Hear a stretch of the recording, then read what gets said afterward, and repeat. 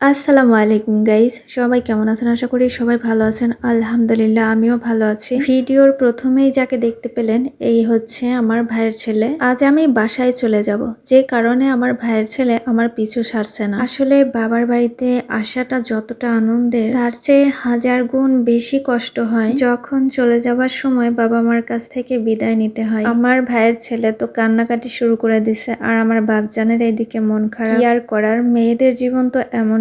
বিদায়ের সময় আমার আব্বা আগেই কথা বলে নিচ্ছিল তার জামাইয়ের সাথে, কারণ সে হাটে চলে যাবে। এইটাই কিন্তু বাবুর আব্বুর প্রবাসে যাওয়ার আগে শেষবারের মতো তার শ্বশুর বাড়ি বেড়ানো হলো। আমরা সবার সাথে কথাবার্তা বলে বিদায় নিচ্ছিলাম, কিন্তু গাইজ, সামনে যে আমার মহা বিপদ বসে আছে এটা আমি খেয়াল করি নাই।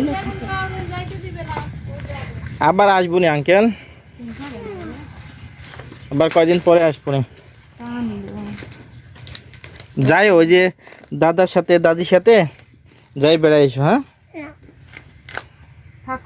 থাকো, হ্যাঁ বেড়াই এসো। এইগুলো দেখলে কার না খারাপ লাগে বলেন। আমাকে যেতে দেবে না বলে ঘরের মধ্যে আটকে রেখে বাইরে থেকে দরজা বন্ধ করে দিয়েছিল, আর এখন বলছে সে আমাদের সাথেই চলে যাবে। আসলে কি আর বলবো গাইজ, আমার এই ভাইয়ের ছেলে একদমই অবুঝ, আর তারপরেও ছোট মানুষ, তাকে তো একদমই বোঝানো যাচ্ছে না, আমাকে যেতেও দেবে না। আর এইদিকে লুকিয়ে লুকিয়ে আমার মা তার নাতির হাতে টাকা দিল মজা খাওয়ার জন্য। প্রতিবারই যাওয়ার সময় এমনটাই হয়, আমার ছোট্ট বাপজানের পকেট টাকায় ভর্তি হয়ে যায়। তার নানা দেবে, নানু দেবে, দুই মামা টাকা দেবে, মামিরা দেবে। আসলে আমার মতো সৌভাগ্যবান ননদ কজন আছে বলেন। আমার সন্তানের আদরের কোনো শেষ নেই। আমার ভাইয়ের ছেলেকেও যেমন আদর করে পরিবারের সবাই, আমার ছেলেটা গেলেও সেই একই রকম ভাবে সবাই আদর করে। এমন ভাগ্যটা কিন্তু সবার থাকে না। এইদিকে আমার ভাইয়ের ছেলেকে গাড়ি থেকে নামাতেই পারছে না, দেখেন অঝরেই শুধু কান্না করে যাচ্ছে। মানুষেরাও অনেকেই বলে যে ভাতিজাদের শুধু স্বার্থের জন্যই নাকি ফুপিরা ভালোবাসে। এইসব বোকার মতো কথাগুলো আসলে বোকারাই বলে থাকে। রক্তের সম্পর্কের মাঝে কোনো স্বার্থ থাকে না। এই ভিডিওটার কিছুটা হলেও যদি আপনারা দেখে থাকেন তাহলে বুঝতে পারবেন। আমার এই পরিবার থেকে প্রত্যেকবার আমি এই জিনিসটাই পাই, আমার মা